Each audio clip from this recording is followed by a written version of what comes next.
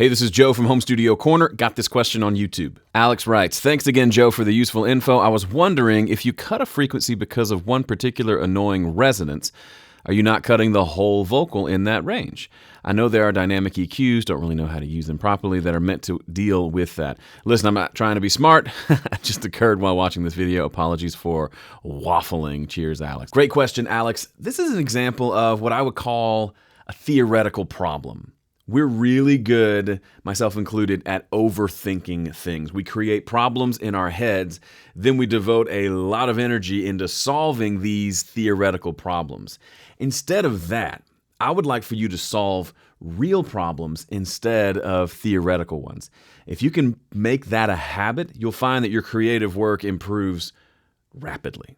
Here's an example of the type of problem Alex was talking about. We've got a vocal with some ringing frequencies, some resonance. It's kind of harsh. It's kind of annoying. Here's what it sounds like. I know that it will set me free.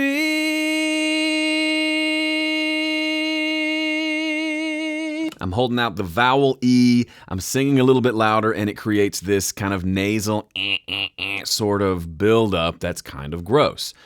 That's the problem. My solution is to notch it out using EQ, to use what's called a notch EQ, which is just a very narrow EQ curve, to take that specific group of frequencies and pull them down.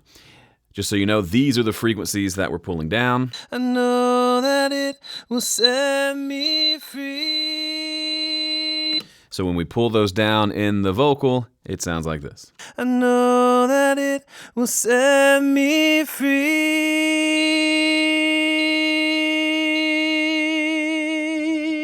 Sounds like I'm backing up. So theoretically, we've solved the problem. Now let's just listen to another part of the vocal and see if it still sounds okay.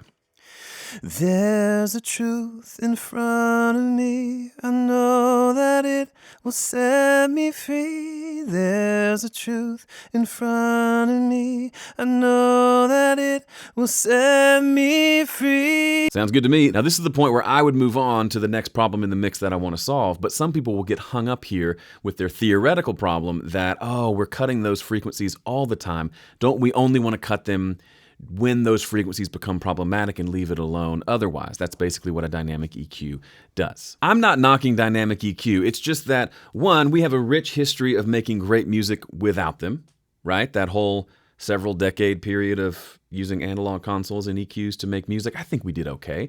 And secondly, this solution, this specific example, I've solved the problem that I was hearing. The problem is now gone. I don't see a reason to now come up with another solution to a theoretical problem. I fixed the problem. I got rid of annoying frequencies, and as it turns out, I don't want those annoying frequencies anywhere on the vocal, and I haven't hurt the vocal, I've only made it sound better. I'm sure dynamic EQ is amazing, but until I encounter a problem in a mix that I can't solve using my existing tools, I don't have a need for it. Do you know what happens when you stop focusing on your tools? There's nothing left to do but focus on the music.